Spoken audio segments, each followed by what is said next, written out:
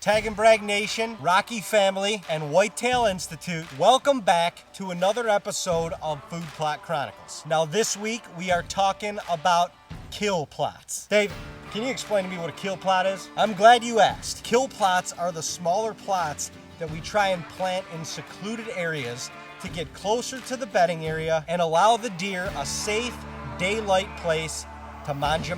The plot that I am standing in right here is called the Flemish plot. This plot has been dynamite for us in the past. Dean actually missed Nipsey here the second day of the season 4 years ago.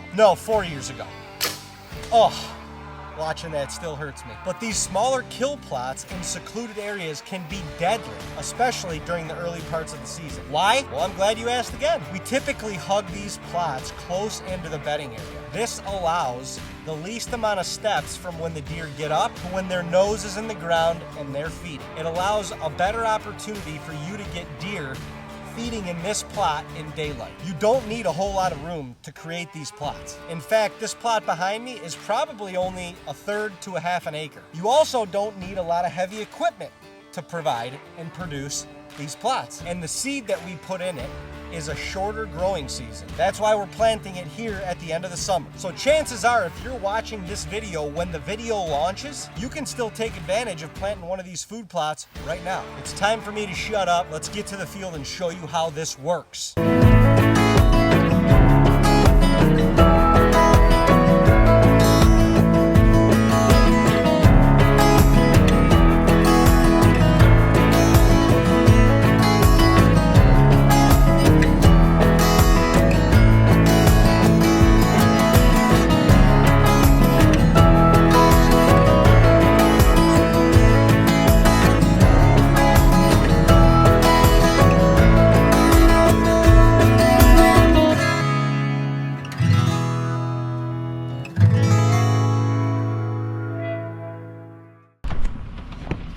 I love this little plot.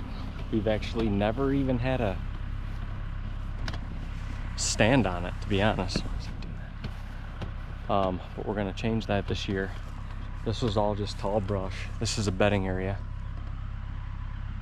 Going back into like a swamp bottom. There's some cedars in here. It's just real tall grass in here. And I just brush hog just a little. I mean, this thing's 15 yards wide maybe. And maybe 45, 50 yards long. It's whatever this comes out to. It's probably a quarter of an acre. Maybe not even. And the grass was real tall. I did broadcast some clover in here in the years past, but it's just gotten overrun with grass. It's hard to get in and out of here with equipment sometimes because it's real wet, but it's moist, but it's dry enough to get the little tractor in here. Got a brush hog down. Gonna get it sprayed tomorrow or the following day, and we're gonna try to get this dried out. Hopefully it dies in about a week or so, maybe 2 weeks, and right at the end of July here we can turn this and try to get it dried out as best we can, and we'll plant some more clover and turnips in here. This is a great little plot for the deer to winter in, honestly. And we've got an access road. Look, you can barely see the tractor. Tractor's on the road. This grass is all super tall. We're leaving it up this tall so that we can walk this road, and you can crouch down a little bit and get by this food plot if you want to go back farther or get into a stand, maybe up in one of them hemlocks, or we're gonna get a stand right in here somewhere. But you're gonna be able to get in and out of here awesome with this real tall grass. First step to the fall food plot is brush hog them down. We do that anyway, it's an extra step, but if you brush hog them, wait a few days, and then come in with a spray, you got a lot less debris and residue to work with. What is up, y'all? Food Plot Chronicles and the fall food plots are officially underway. I came in here, I don't know, a couple weeks ago and sprayed this little plot down. Very small plot, little ambush plot back in the timber along the bedding area. This is just all bedding in here. You can tell this year with all the rain we got in the spring, the grass is real tall. These deer are bedding all in this real tall grass. It's real swampy down here. There's a ravine down here, and then there's big green fields, and a few of our bigger food plots are not far in this direction. So this is a great plot. Deer will be in here primarily only in daylight, just because they're close to their bed. They're not going to be in here that much in the dark. That's how this works. So we're going to try to throw an XOP, I think, in one of those pine trees, or get close to this plot. But throughout October and the rut last year, we always had good bucks just cruise through this plot, and it wasn't even good. There was a little bit of clover in here that we overseeded after brush hogging. That was really it. You can see a little bit left here, but we want to get better stuff in here. So came in here today with a disc. Dave is doing another micro plot, not a little bit farther back in the timber, and we're going to try to chop this up and get some good exposed dirt. I'm gonna have to beat the crap out of this with all the grass and residue in here to try to get it, you know, good fluffy dirt. So I'll probably have to buzz around this. It's real small, so it shouldn't be a big deal, but I'll probably have to buzz around this thing 4 or 5 times. Try to get the dirt all exposed, and then we are gonna be putting Whitetail Institutes. We're gonna be doing like a combo blend in here.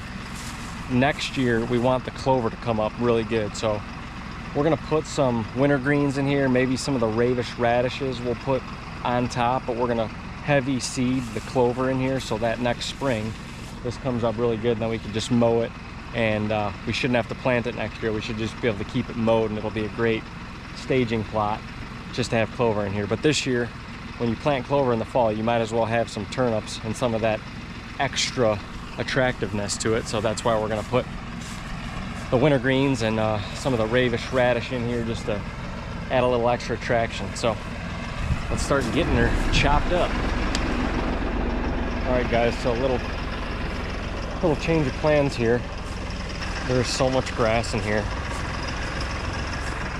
I didn't spray it early enough, brush hogged it, and we did spray it afterwards, but there's just so much grass in here. It's just getting clogged up in the disc, so it's not really doing anything. So I went, Corey gave me his plows. I'm gonna just plow this. It's a small enough strip, we're gonna plow it. So it's gonna take a little bit more time than I wanted to. I wanted to just disc it up and go, but we want a good clean seed bed. This stays a little bit wet in here anyway, so this will benefit it regardless. It's gonna dry out real nice. Holy hell, that was way rougher than I thought, and I should have known that, because this has never been plowed ground, and it's just in this brushy area in the woods. Just, yeah, got into a lot of roots on that side. It'll be nice once I get a disc, but we're gonna be riding a bull discing this thing. Get ready for sore necks. And honestly, once I get it finished up, it'll be nice. This will be fresh dirt, and in the coming years, this will work really nice if we wanna work it into a plot, and it allows it to dry out. But you can see the different color in the soil. There's just clay right underneath here. That's why it's staying so wet. Nothing's drained out, but it should dry up pretty good now. So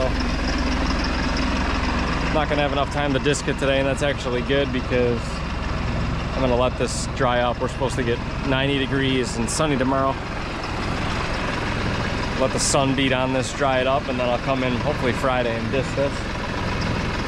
Should be ready to go. Whew.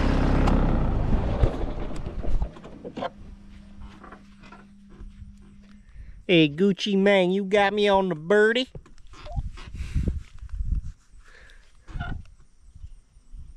Say that again. I was just seeing if you got me.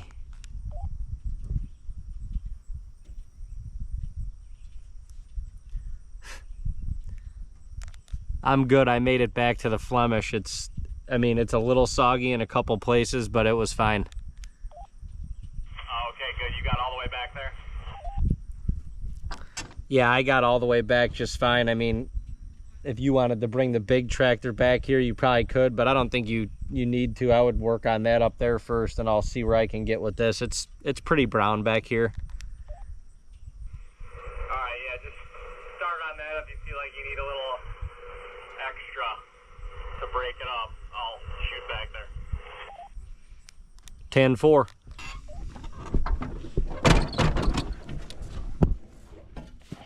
TAGNBRAG Nation, Rocky fam, Whitetail Institute family, Food Plot Chronicles, here we come. And this is where we kind of turn the corner in the summertime, and we're getting into the good stuff. Now, you all saw us plant the corn, plant the beans. You've seen the updates on both of those, and that's all fine and good. Love doing it. It's a little bit more of an advanced, you know, food plot system. It's a little bit more if you've got bigger land, if you've got a lot of area to cultivate, go that route. But this stuff, the next 3 weeks, we are going to be focusing on fall food plots, and specifically this week, we are focusing on the little kill plots that we have that are less than an acre, sometimes less than a half acre. This is probably just about a half acre, maybe. Yeah, it's got to be a little bit less. But this plot is way back. I'm talking way back in the timber. And these smaller plots are what you can, if you're just getting into the food plot game, if you're just getting started and you don't have a lot of land or you don't have a lot of area to cultivate, these are the areas and these are the plots that you can focus on that can be honestly pretty deadly. I personally love the fall food plots. We either do turnip blend, brassicas blend, we mix in clover in there, chicory, kale. It's all green and it's all good. And it's in the plots that we are doing are typically back in the timber, secluded. They're smaller plots. The deer may not spend like as much time in these plots as they would in the corn or in the beans later in the season. But honestly, I like these plots for the bigger bucks, because a lot of times I feel like the bigger bucks don't like to feed in and amongst a bunch of other deer. There's a lot of action going on in the food plot. There's deer running around left, right, and sideways. As bucks get older, and especially, you know, they get into like 4, 5, 6 years old, when they're really mature, they like the solitude. They don't like all that jazz going on around them. So these plots are extremely, or can be extremely lethal. Like I said, you may not get as much action on them. The deer may not stay on these plots as long as they would some of the other plots that you have, or like bigger corn and bean plots like we've already showed you, but they can be very effective. We got a lot of work to do, but we're gonna show you guys how we do it. I'm gonna start by tilling up this whole plot. Dean's tilling up another one as we speak, and then we're gonna fertilize and plant later in the day. But I just wanted to show you guys this. This is actually the plot that Dean missed Nipsey in probably 3 years ago now. And I don't know if you can see, anything that's green in this plot is all still clover. So the last time that we planted a brassicas blend in here, it was 2021, the year that I shot Nipsey, the year that Dean missed him in this plot. 2021, we're on 2025. So we'll typically, what we'll do is, in these small kill plots like this, we'll till this up, plant a brassicas turnip blend, and then we'll plant clover over top of it. The clover will overtake everything in the spring, and then it will reestablish for the next 3 or 4 years. Now we're on its 4th year. The clover was looking a little bit iffy to us, and we just wanted to regenerate this, turn it again, and create a prototypical fall food plot. This is nice. Look at that dirt, just fine, broken up dirt. Dino's gonna like that. He came back. I was like 2 rounds in, he comes back, and I knew what he was gonna say. I already knew what he was gonna say. You know that song? One more time. We're gonna celebrate all day, all night. We're gonna celebrate one more time. I knew that's what he was gonna say. Hey, is this good, man? One more time. We're gonna celebrate. So I did 2 more times, actually. I went 2 more times. I went around twice this way. I went around twice clockwise. I did the cross hatch. I went another round again this way, and then I just went around this way again. It looks good though. Fluffy dirt with some rain.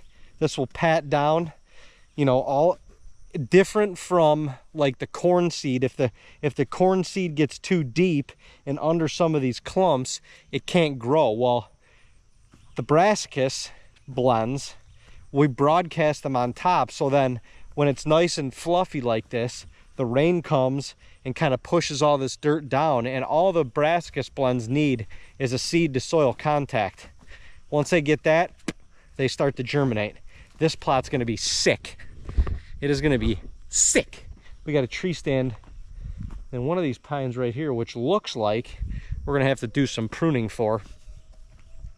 But this is the Flemish plot. We will be back with fertilizer and seed, Whitetail Institute seed, to put in the mix, and I am excited.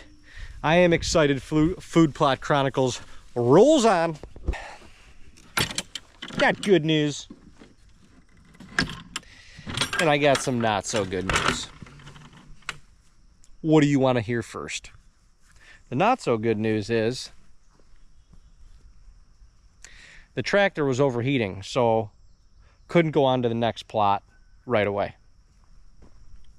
The good news is Dean's on the other tractor and he's busy. So I get to plant this whole food plot by myself. So what are we gonna do? We are literally just gonna fertilize this with the broadcaster. Gonna fertilize this whole plot. We've got a full 60-pound bag, I believe, of 1919 fertilizer. And then we are going in, we got a little bit of the tall tine tubers left.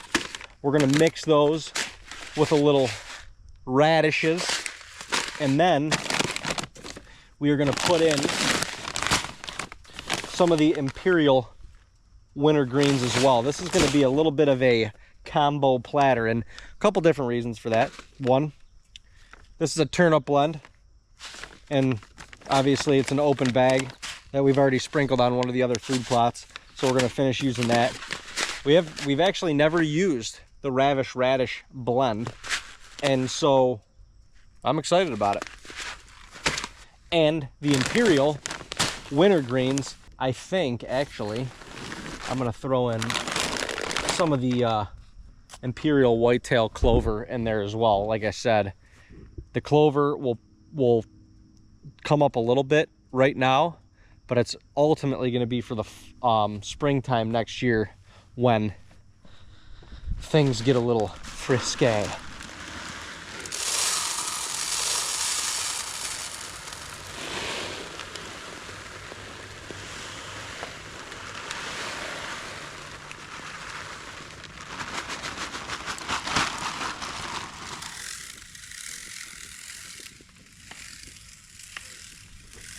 Ravish radishes. This plant's up to a 1/4 acre. We got probably a little over a 1/4 acre in here. You can see these are a little bit bigger. We're gonna throw a whole thing of the Ravish radishes in there. Put a little bit of this. This is the perennial Latino clover.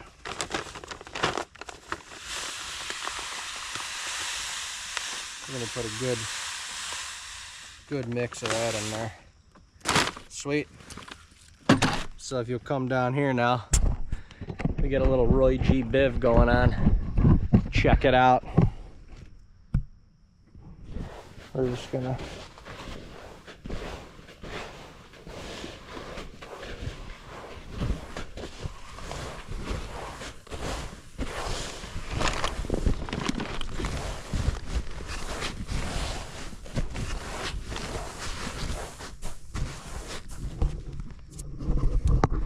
got a solid blend in there, I'd say.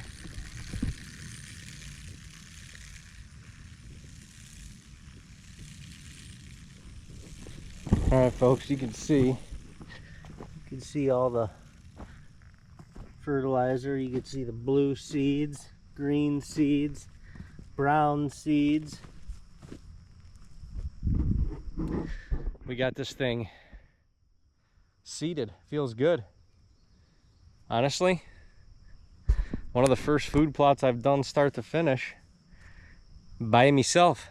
So holler at your boy for that. It's This is such an awesome area, like looking into this, looking under these hemlocks on both sides. You're just looking into the darkness, and these deer are just got to be just hanging out in here in the swamp. I mean, no wonder Nipsey was just hunkered down back here. He had to have loved it. Absolutely loved it. Well, that's a wrap for us here, at least. I don't know that we're going to get all the plots that we wanted to get in done today, but we did get at least one of them done, which is great. This is actually the farthest back plot that we have. This is the most secluded. It is, I mean, we're back in the woods so far. I shot Wonder Boy right up there last year, shot Cartman up there. Dean shot Neil right here, right up there in the same stand in the Flemish in the hardwoods, and from that stand you can see this plot down here. It's about 80 to 100 yards up the hill, but I mean, you can't hear any roads back here, no farms, no people. You just get back into this hardwoods and it is peace and serenity. It's pretty cool. So the Flemish plot is done. The Whitetail Institute blends are in, and the first fall plot is officially taken care of. So on to the next one. I don't know when that will be. Dean's plowing a field right now that we're going to end up planting probably later this weekend, and we got to go check on the tractor to see how it's doing. Might have to go do some surgery, but appreciate y'all hanging out with us on this one. This plot, will it kill a deer this year? I guess we'll wait to see. Sunday evening at camp, and your boy has got to get some work done to pay his dues, because I'm going to be out of town this week and not able to help like I want to. But check out this corn in the backyard. Look at how freaking tall it is. Some of this stuff is 7 feet tall. Unreal how this stuff just absolutely explodes in the heat of the summertime. But we've got a secluded plot to plant this afternoon, and if I can plant 2, Lord willing, that would be amazing. But I definitely want to get at least the one in the ground. I already turned it with the discs the other day because I was having trouble with this tractor, and I think Dean figured out what was going on. The air filter was clogged up. It was getting up to higher RPMs and then bogging out. I thought it was a fluid issue. I thought it might have been oil. I put oil in it. That didn't change anything. I thought then it was like the transmission fluid and the hydraulic fluid. Tried that. That wasn't it. The air filter and the radiator were kind of clogged up with just debris from working this tractor so much over the last couple of weeks, really throughout Food Plot Chronicles season. And now that Dean cleared it out, Dean literally just stopped up at camp like a couple hours ago and cleared it out. Said he ran it up the road. It sounded good. It wasn't bogging out. He didn't run it that long. So nonetheless, I'm gonna go give her a whirl.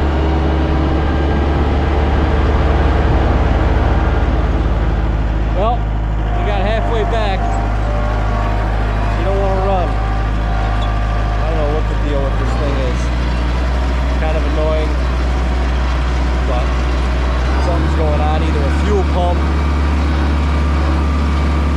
It's got to be a fuel pump. It's something fluid related, because it's getting to a certain point that it wants to bog out, but then it'll go good for a second, and then it won't. So definitely some sort of fluid issue.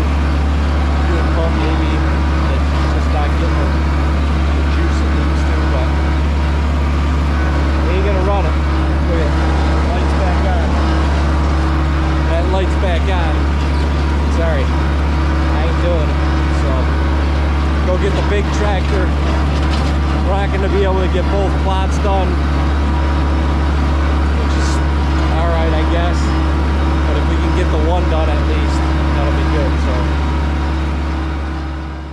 good try, round one. Once again, What do we always say, folks? This is the We Will Not Be Denied tour for life, okay? For life. This ain't just a one-time We Will Not Be Denied tour. This is the We Will Not Be Denied tour for life. So when life throws you lemons, you make lemonade. When it throws you oranges, you make some orange juice. When it throws you something else, make that. I don't know. We're gonna try and do this all in one swoop.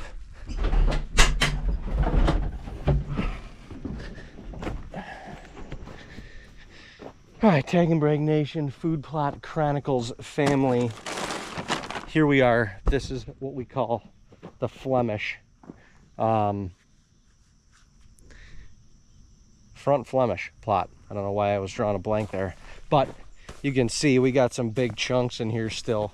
The dirt is definitely getting finer and finer by the time we go over it, but what I'm gonna do is trying to bring the smaller tractor in here. That was an epic fail. So I got the bigger tractor. I set the discs a little bit less aggressively to pull through this dirt a little bit more and not like bring it so much up into chunks. I mean, this is pretty solid, but you could see how wet the soil is still just with a little turn. We're not gonna get a lot of rain this week, if any. But what I'm hoping for is that I can turn this whole thing one or two more times, go over it with the disc one or two more times.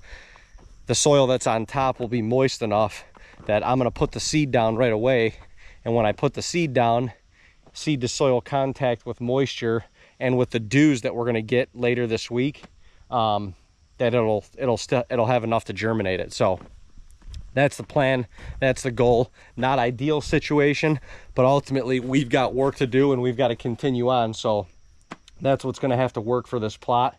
And we're gonna give her heck. That's all we can do. Just give her heck.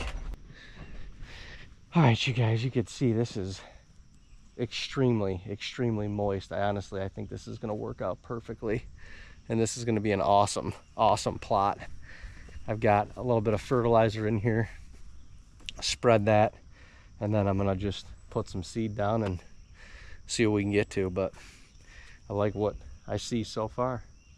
This dirt came up pretty perfectly, and it's definitely moist enough. And honestly, the fact that it's not gonna be wet over the next couple of days, I think is even better. So, final phase of the planting here in this plot. We got Whitetail Institute Imperial Clover. There's probably about, this bag plants 2 1/4 acres. There's probably about a little more than 1/4 acre, in between 1/4 and 1/2 acre, maybe even more than that. Yeah, there's a good amount of clover seed in there, which is good. That's what we want. We are going to be putting in also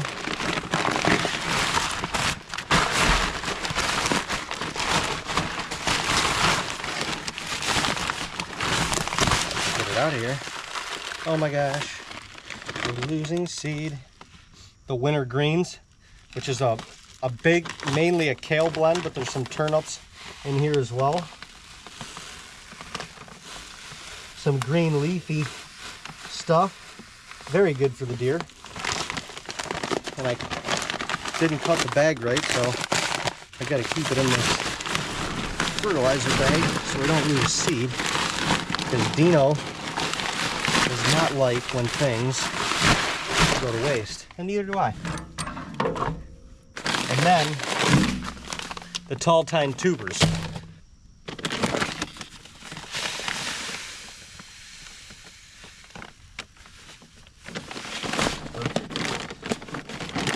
Once again, this is a 2 acre bag.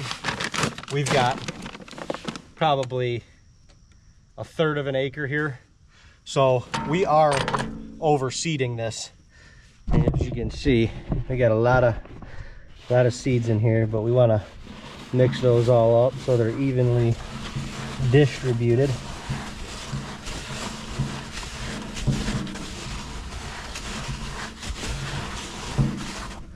Look at that. So yeah, we've got probably about a third of an acre right here.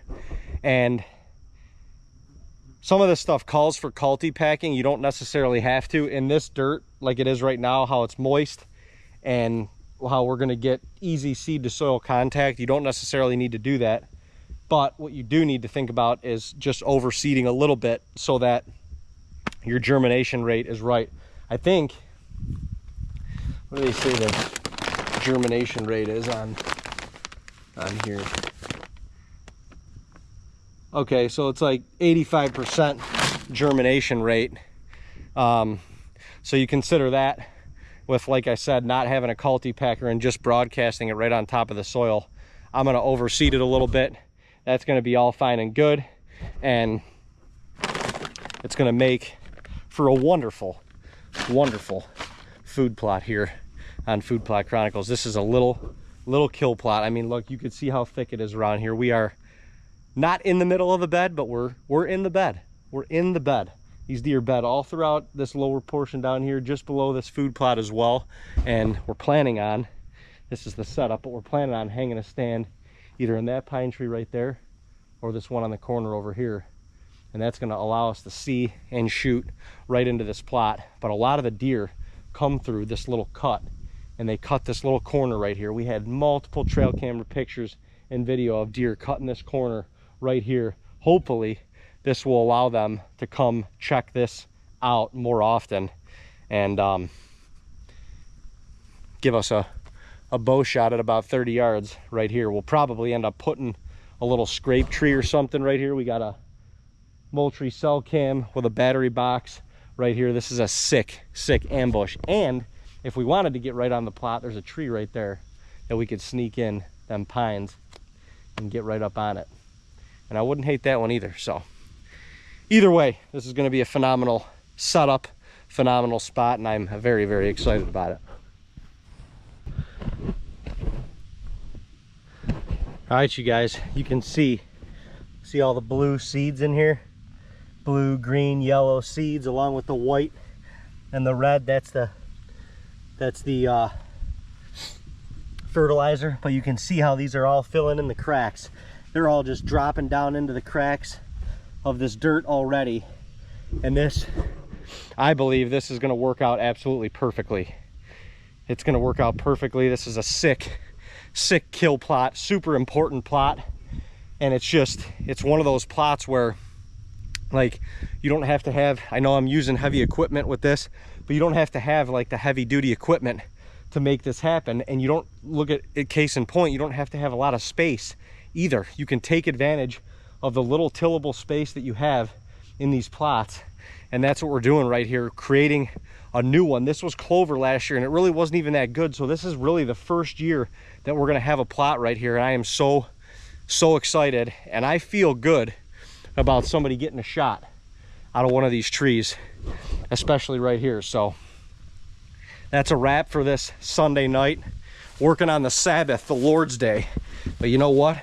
Food Plot Chronicles don't sleep, so we got to get it done. And we got one more kill plot to do, and we'll show you that later in the week. But for now, we're signing off. Hopefully y'all had a great weekend, and we'll show you the progress here on the front Flemish shortly. Peace. TAGNBRAG Nation, Food Plot Chronicles family. Hang on. Let's get the old Rocky tightened up a little bit more. God, I love that. Anyway, we are back in the deep Flemish plot. This plot is 8 days post-planting. Planted it on the 23rd. It is officially August 1st today. And let me show you something that we love to see. We love to see germination, and we love to see germination in its best form. Check this out.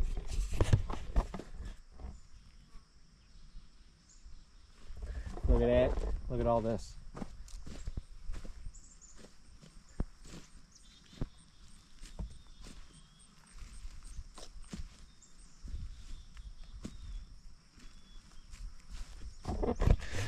That's good stuff right there. Literally all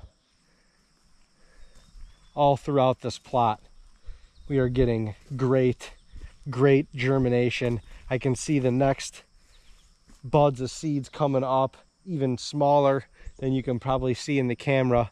But this whole field should be now a green carpet of goodness, and that makes me so happy.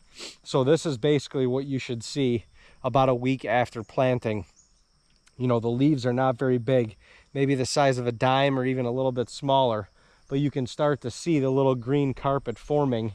And as long as you've got those leaves coming up out of the ground like that, then the germination process is already fully underway, and you should be good to go with the fall plots from here on forward. Now, we got to pray for a little bit more rain and a little bit, you know, it's just a good balance of rain and sunlight. And I think we've gotten one rain since we planted back here. You could feel this field is still kind of wet. But man, is it coming up nice. It's kind of a cooler day today, in the lower 70s, intermittent sun, and it's just going to be perfect back here in this little kill plot. This plot has needed this for some time now, and we talked about it earlier in the episode, but this has been clover for about 3 or 4 years, and it was ready to regenerate in clover, so we needed to turn this all again regardless. So we're doing a brassicas blend over top of it, and this is going to come out perfect. We do have a couple good bucks that are working back in this area, and I think this plot could potentially be a killer early season when the bucks are sanctioned back here in the swamp, and you have the least amount of steps to get to food before they get up to the beans or the corn, which is far from here. But I love the way this is looking. I love the way this is coming up. I'm super happy with it so far. And now we just need to pray that we get the right weather, intermittent rain and sunlight, to allow this plot to really come to fruition. But the Whitetail Institute mix of blends are looking awesome in here so far, and I cannot wait to see what this looks like in about a month or so. All right, guys, I am in the plot that I planted this past Sunday night. It's Friday, so 5 days post planting, and look at this already.